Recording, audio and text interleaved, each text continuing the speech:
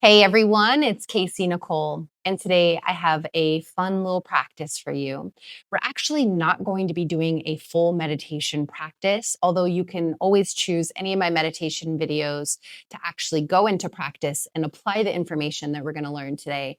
But today is strictly breaking down how to get more comfortable in your seated positions when you're meditating for longer periods of time.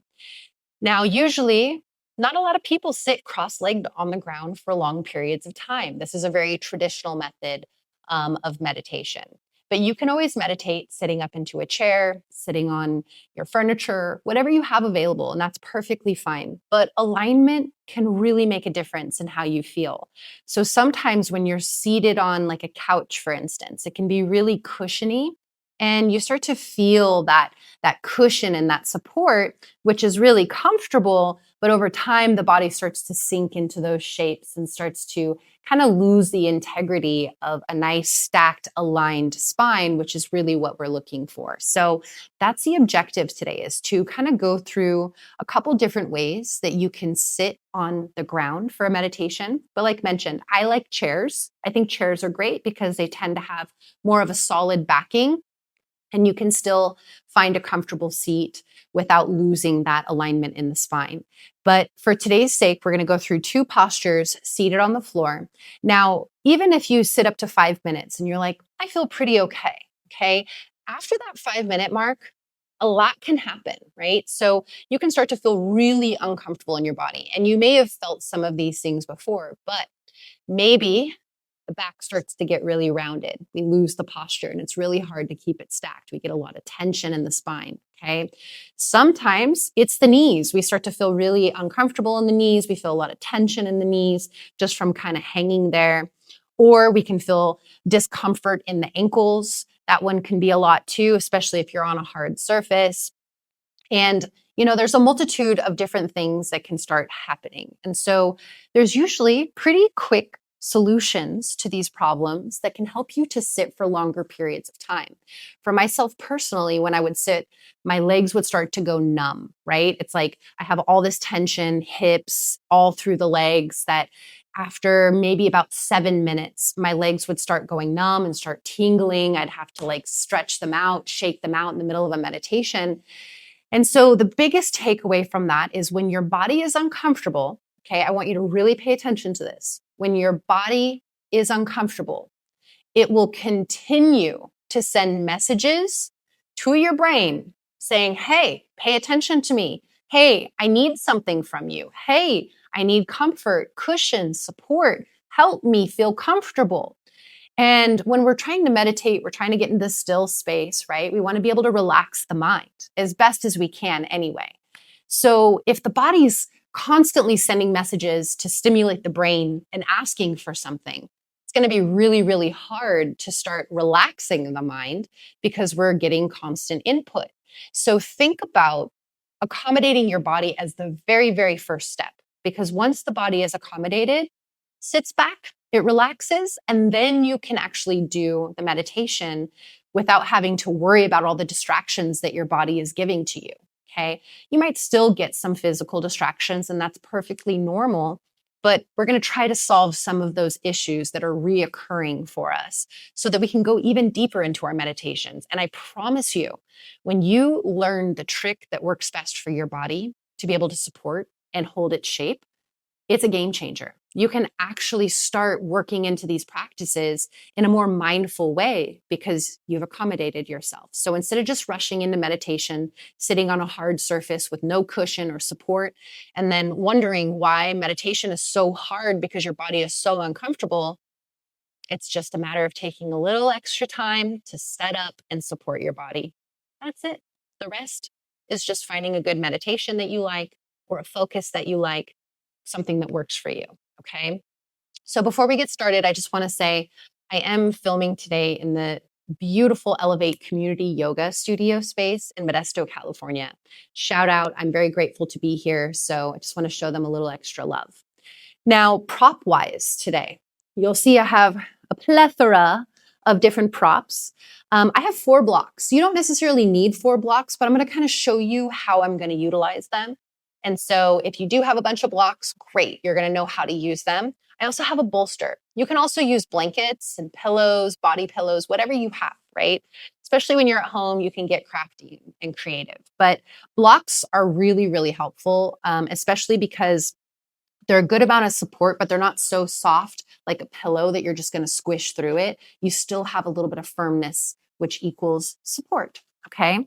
And same thing, bolster. The best kind of thing you can substitute for it would be a body pillow. Okay. A nice firm body pillow is basically the equivalent. So, first things first, when you're in a seated position, normally we're sitting cross-legged, okay? Now, that's totally fine. You'll notice as I'm sitting cross-legged that my ankles are crossed over each other. Perfectly fine. This is probably the more typical stance, okay? There's also another stance where you go a little bit widened, where the knees separate more, and then the feet kind of lay one in front of the other. So if you have difficulty of your ankles being stacked on each other and you start to feel a little discomfort in the ankles, opening up the knees wider and letting the feet kind of separate forward and back of each other can sometimes just eliminate that issue altogether. So try that out for yourself and see how it works for you, okay? Now, the hips do play a huge part here. If your hips are super, super tight, especially into the outer hips, you might look a lot like this when you're sitting cross-legged, right? Your knees are poked up into your chest. It's hard to let them fall down. Your tail's tucked under, your back is rounded, and you're like, how the heck are people getting comfortable like this? Okay. Now, all it is it's the hips. The hips are tight. So we need to get the hips up off the ground so that we can lift out of this crunch space and create a little bit more length away from the ground. Sometimes just elevating the hips changes the game. Okay. So you have the option. Maybe you sit on one block. Okay. Now, if you're going to sit on the block is wider. Okay. If you have it set up a certain way. I've seen sometimes people set up the block and try to sit on it in the skinny, okay? Try to get the block to support underneath both sit bones. Think about the width of your hips. You want the width of the block to support the width of your hips. So I'm gonna take the block flat because we're also looking for stability. We don't want the block so high that we're wobbling all over the place, okay? So you can start with one block and sit up onto the block. And just notice if that makes any difference. Now, you might just go from being really up high to just down a little bit. Okay, that's progress. Recognize that even a little minute progress is still progress, right? And then it clicks in the brain, oh, if I lifted my hips up this much and my knees relaxed a little bit, then maybe if I kept lifting my hips up higher, my knees would relax lower. Ding, ding, ding. That's exactly correct, okay? That's why if your hips are so, so tight, what I would recommend is sit up into an actual chair and work on crossing your legs. Literally from your hips being super elevated off the ground, you cross your legs and start working there, okay? I want you to aim to find an elevation of your hips until your knees can relax down to around your hip line, okay? Once your knees relax down to the hip line, there's a lot less pressure on, first of all, the hips and joints, but also a lot less pressure on your lower back, right? Because then the pelvis can actually come into a more neutralized position versus when we get the tail tucked and we get this posterior tilt in the pelvis, makes the back round, and then we get a lot of tension in the back here as well, okay? That's usually tight hips is forcing that pelvis to tuck. So when we can get the pelvis to be more neutralized, the spine actually lengthens up and stacks, which is exactly what we're looking for. And the knees start to drop down. So once again, sit up into a chair and work with your legs crossed if you're really, really tight, and just try to get the knees to relax down to at least the level of your hips, okay? Great option to start with. Otherwise, if you're on the ground, if one block isn't quite enough, maybe do 2 blocks. 2 blocks. Just stack them right on top. Hips go up a little bit higher, and then when you go to cross the legs, hopefully they open up a little bit more. Okay. Now that's a good step in just learning how to elevate the hips. That's a perfect step. And that might be like, boom, what unlocks it for you, okay? You can also sit onto a bolster and have a bolster go sideways and just sit up onto that as well, okay? Whichever you prefer. Now, the reason I like to have all these blocks is because we can offer support in another area of the body as well that typically, I would say a majority of students typically like this kind of support, especially if you've dealt with any kind of injuries in this area, the knees. Okay. So once the knees relax, great, wonderful. That means we have a lot less pressure, but we still have that gravitational pull, right? Because the knees are still floating in space. They're not resting on the ground, which means we don't have the support of the floor holding them there. They're just kind of hanging. Now, when you have something hanging for a long period of time, sure, it might feel good in the beginning. It might even feel like a pretty decent stretch in the beginning. But let's say you're holding your meditation for 10 minutes, 20 minutes, or longer, okay? You're gonna feel it because what starts to happen is your muscles relax, you start to sink into your connective tissues. And once those connective tissues have strain on them for an extended period of time, you'll start to feel it, right? Now, that's what brings it more the yin element into the practice is when you get that release. But we wanna feel comfortable. We don't wanna feel tension in the body because what happens when we feel tension in the body? Sends those messages up to the brain asking for help and needing a little bit of extra support. So let's eliminate that, right? We're not trying to get a stretch when we're meditating. We're just trying to sit comfortably. That's it. Okay. So first options, elevating the hips. Okay. Now I'm going to come off the blocks just because you know that's an option now. So I'm going to come back down to the ground. And if that works for you, great. You can keep it. Okay. You don't have to change anything. Now, when the knees are hanging for an extended period of time, sometimes it's just as simple as wherever they hang naturally, right? That's where we're going to start to feel tension because that's kind of our body adjusting and settling into its edge. But we don't want to be at our edge because once again, we're not looking to stretch our body in this shape, okay? Unless you're trying to stretch your body. If you're just trying to meditate, that's a different objective or goal. So if you do have that strain on the knees, okay, or you want to prevent that strain on the knees for holding this posture for an extended period of time, we're going to lift the knees up a little bit. So they're kind of coming out of that edge. And then we take the blocks and we support underneath the knees, okay? Now they're still about my hip level, like maybe they're not quite hip level, but I don't feel strained because the knees aren't up so high that it's forcing my tail to tuck and my spine to round.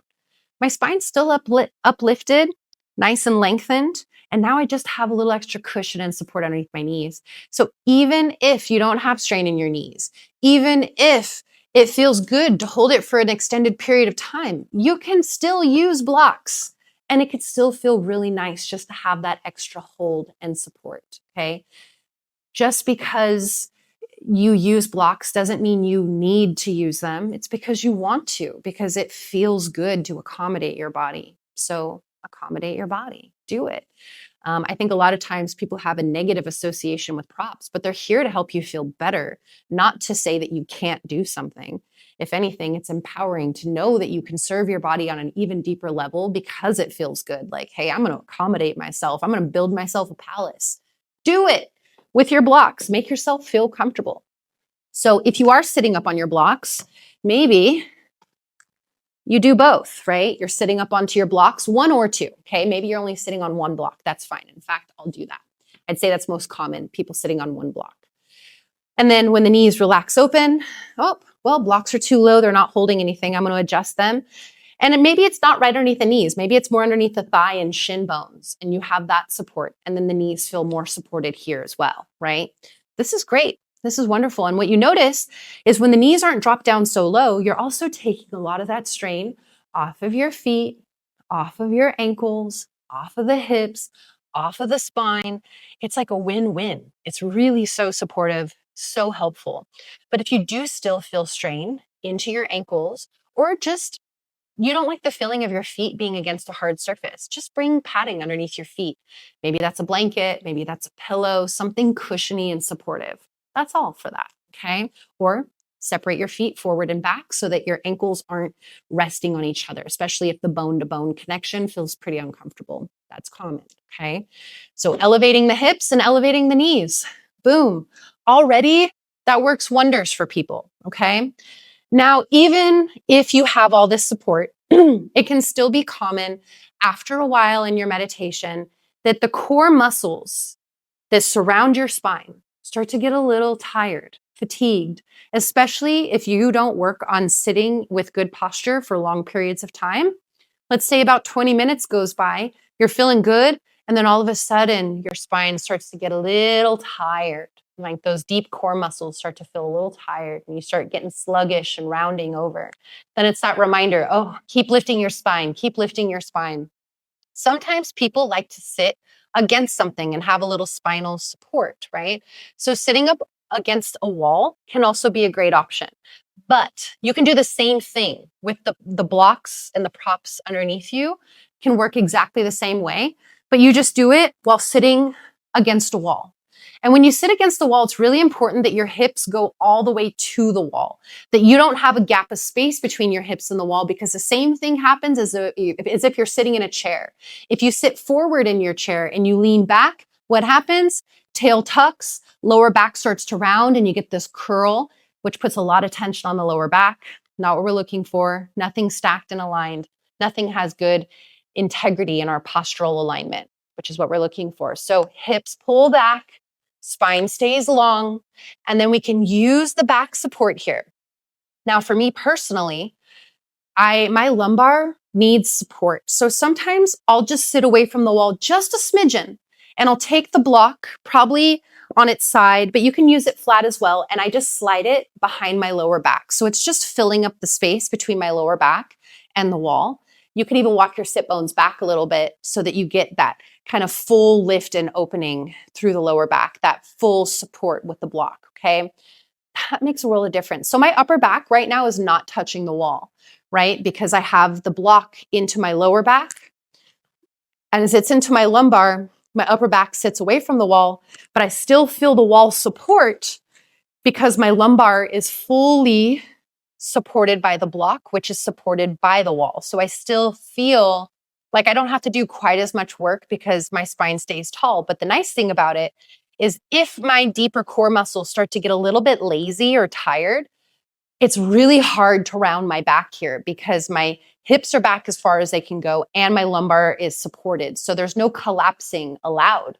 My body literally won't collapse into the lower back unless my hips go forward, and then I can collapse. So just know that if you want a wall, use a wall, but I would suggest using a block into the lumbar. And that way you have that added support, which helps a lot with keeping the spine up, keeping the integrity of the position, and it also helps to prevent all the rounding and the head falling away from the wall. You get that nice stacked aligned spine, okay? So a wall can be a great option. I don't typically recommend meditating while lying on your back.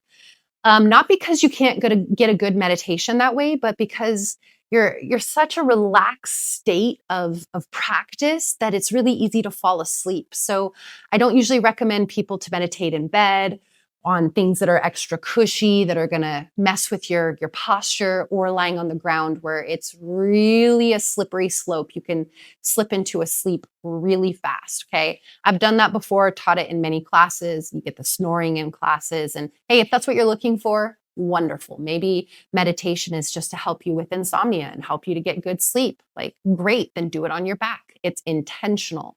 But if you're just trying to build a meditation practice, try seated positions, and that way you can keep the spine stacked and you still stay in a fully awakened state, okay?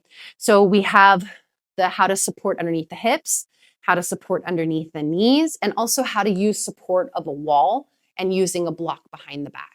Okay, so that's a lot of props, right? So you got to figure out what works for you. Let's say you only have a couple blocks. Maybe you sit up onto a bolster or a body pillow and then use the blocks underneath the knees. Maybe you roll up a pillow or a blanket and use that as the lumbar support against the wall. So there's a lot of good options. You just have to play with what you have at home, okay? So that does it with cross-leg seated positioning. I'm going to go over one more, which, to be honest, I didn't think it was going to be a posture I liked to meditate in until I learned how to bring proper support into it. And now it's one of my absolute favorites. And that is sitting onto the heels in what's called thunderbolt or hero's pose or virasana. Okay, so as I'm sitting onto my heels, you might be looking at this posture already and thinking, my knees could never. Okay, and that very well might be the case. Okay, maybe even with support, this posture is not it because my knees are in a really deep state of flexion. They're in the deepest state of flexion they possibly can be here unless I open up my feet wider. Okay, but as I'm sitting onto my heels, my knees are fully closed, right? Which means if you have tension in your knees or you have a hard time bending your knees all the way, this can put a lot of strain into your knees. Okay, so if this position, even after the support, is just not happening, don't worry about it. Cross legs a great option, or sitting in a chair, great option. There are plenty of workarounds. You don't have to be able to take every shape to still be able to meditate. Okay, so same kind of things here. You can still get a lot of rounding in the back, right? You can feel a lot of pressure in the knees. So usually if you feel the pressure in the knees, let's get those hips up high. You can elevate just the same. Okay, so maybe you take one block between your feet. I would suggest taking it flat or up on its side. Okay, if you're up on your side, I don't like to stack the blocks, but if they're flat, I can stack them because they're a lot more stable. So maybe I start with bringing it between my feet, once again, width-wise, so that you have the full support underneath your sit bones. Okay, now notice I'm still kind of sitting pretty low. Maybe this isn't as high as I wanted it to be. I'm going to do 2 blocks. Now, as I sit back, you'll see what's happened. I now have a gap of space between my hips and my heels. So I've now elevated myself in such a way that I don't have quite as much of my weight sinking down into my knee joints or my ankle joints. So you can also adjust and keep the bottom one flat and elevate that top block a little bit higher and just find that positioning where you can still sit and feel that support. Notice I've come up even higher. I've increased that space between my shin bones and my upper thigh bone. So I have a lot more lift and support. Now I'm going to take it down a notch just because it feels a little bit better for me here. Okay. So from here, yes, it can alleviate some of the pressure off the knees, but it can also alleviate some pressure off of the feet or ankles. So if you have really tight shins, ankles, and tops of your feet, you might notice that your ankles want to stay in a bent position, and it's really hard to extend the ankles and let them lay flat, especially with your body weight kind of sinking down onto them. Okay, so you always have the option of keeping a little bend. You can even roll up a little blanket or a pillow and bring it underneath that space on top of your ankles, just so it has a little bit of support and lift and you don't feel that gravitational weight of sinking down for long periods of time. But sometimes just elevating your hips takes that pressure off and can make it a lot more manageable. Okay. If you're like, hey, I can't even let my feet lay flat like this, which is actually very common, then you don't have to sit in this shape. There are other shapes that take that component out and you can just sit cross-legged or sit into your chair if that's more accommodating to your body. This is just an option, right? It's an option I like to give because it's an option that really clicked for me. So if it clicked for me, that means there's other people out there that it'll click for as well. And that's always helpful. Okay, so this position right here can be really comfortable. You can also do it with a bolster. And maybe you sit a bolster between the legs and sit onto it here. Or maybe you sit on the bolster sideways and you lay it on tops of the feet or right on the backs of your thighs. And then you sit on it here. Okay. Lots of different options for you to choose from. If that doesn't feel good, you slide it back, try again. I personally like in between a little bit better. But if I had a preference, it would be sitting up onto the blocks. That's usually my go-to, is sitting on the blocks. But some people like the bolster, so I wanted you to know it's an option. Okay. Otherwise, you can also use a wall space and do the same thing.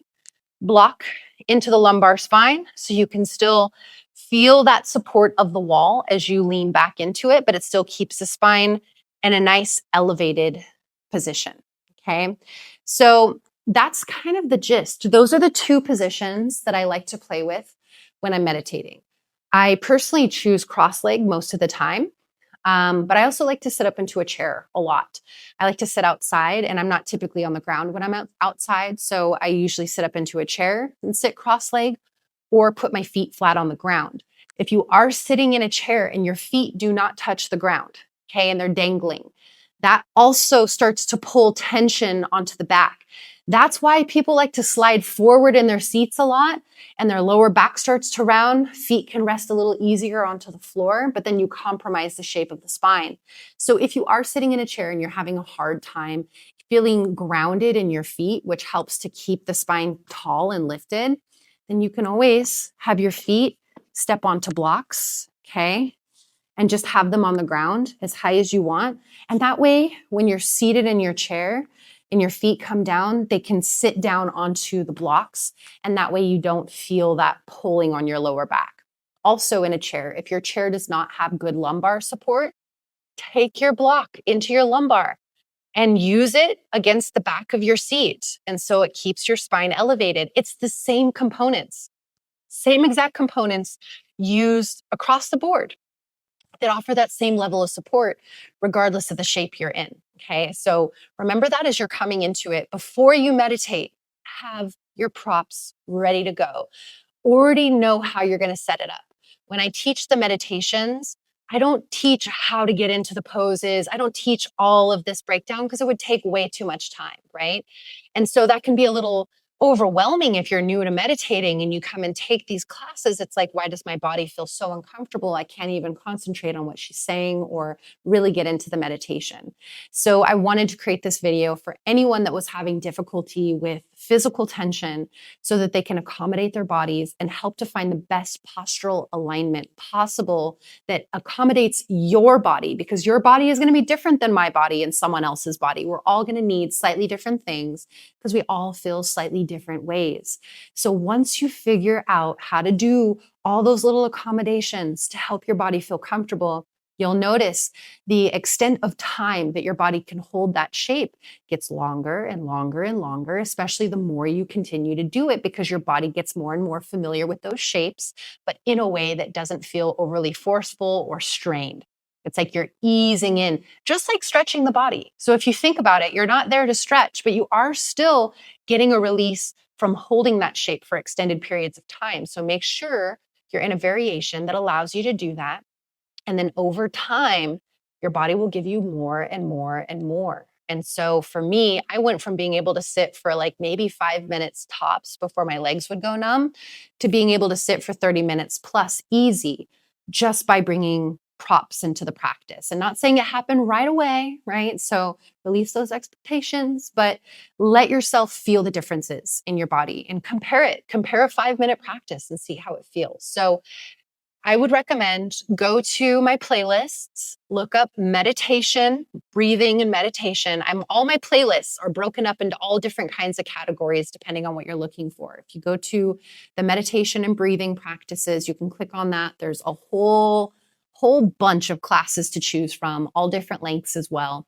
Accommodate your body, get into a good shape that feels good, and then try the meditation and see how it feels for you. I am so curious to know how the changes feel in your body, how much of a difference it actually makes. I know it did for me, so I'm really hoping the same. Hence the reason I'm trying to pass this information along.